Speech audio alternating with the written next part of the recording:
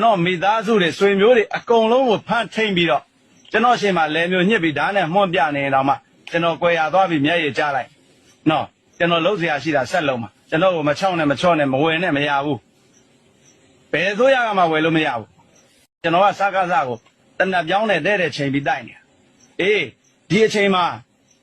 No, General Rogen, same of Yebulo chain beat up. Eddie sick on the Vega Luri. No, that's how can it Luri. We let down by Lama Lone. ကျွန်တော်ပြောသလိုကျွန်တော်ပြည်သူလက်ထဲကိုလွတ်လပ်ငြိမ်းချမ်းမှုမရတဲ့၍ကျွန်တော်တို့တိုင်းရင်းသားပြည်သူတွေလက်ထဲကို Federal Democracy မရတဲ့၍ကျွန်တော်ဘယ်သူနေတိုက်မှာမြန်မာတော်လှန်ရေးကလာနှစ်ပေါင်းကြာမြင့်လာပါပြီမြန်မာစစ်တပ်ရဲ့အာဏာအောက်မှာအခါခါအသိမ်းခံရတဲ့မြန်မာနိုင်ငံရဲ့တိုင်းရင်းသားလူမျိုးများကအိမ်ကွယ်မိသားစုကွယ်ဖိဘရောက်နေကြတာအများပါပဲပြည်တွင်းစစ်ပွဲတွေဟာလည်းနေရာတကာထွေးပွားနေကြဆဲဖြစ်ပါတယ်ငါးနှစ်ကျော်ကြာမြင့်လာရဲ့တော်လန်ရေးဟာအားကောင်းနေစေဖြစ်ပါတယ်။မြန်မာရေးပုံဖော်ကြသူတွေစစ်တပ်နဲ့တိုင်းရင်းသားတပ်များကပြည်တွင်းနေထိုင်သူများကိုအကျိုးသက်ရောက်မှုများပါတယ်။ PDF, AA, RCSS, EAO, KNDF, KNU, KIA,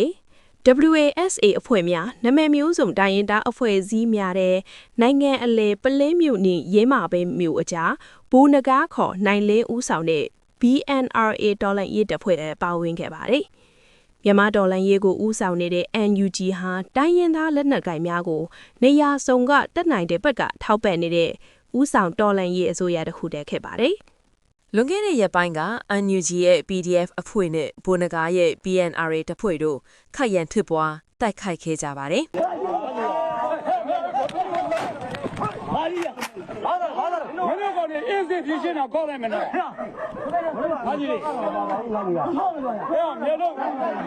တော်လည်းတက်အချင်းချင်းတိုက်ခိုက်မှုလို့အများကထင်ခဲ့ကြပါတယ်။တကယ်တမ်းအဖြေတွေကကြောက်စရာကောင်းပါတယ်။ဘူနဂါကအစကတည်းကမင်းအောင်လှိုင်ရဲ့စစ်တပ်ထွားတက်မတော်အရာရှိတူဖြစ်ခဲ့ပါတယ်။ရှက်ကအကွက်လိုစစ်တပ်ဟာသွေးခွဲလို့ရအောင်သူတို့ရဲ့အသင်းကိုသူတို့ပြန်နှုတ်သွားတာပါ။ဘူနဂါဟာတော်လန်ရဲ့အလူမွေများကိုအလွဲသုံးစားပြုလုပ်တယ်။တော်လန်ရဲ့နယ်မြေနေထိုင်သူတွေကိုအတင်းအလှုပ်ခိုင်းစေတဲ့လက်နက်တိုက်ထဲလက်နက်ပျောက်သွားလို့တားမီနေရကိုဘူနဂါကိုယ်တိုင်ကမှုထိန်ကျင့်နေ။တော်လန်ရဲ့နယ်မြေတွေကစစ်တပ်မိသားစုတွေကိုမိရှို့ပစ်တယ်။အဆုံးသတ်စီရင်တယ်။မိမိတပ်ဖွဲ့က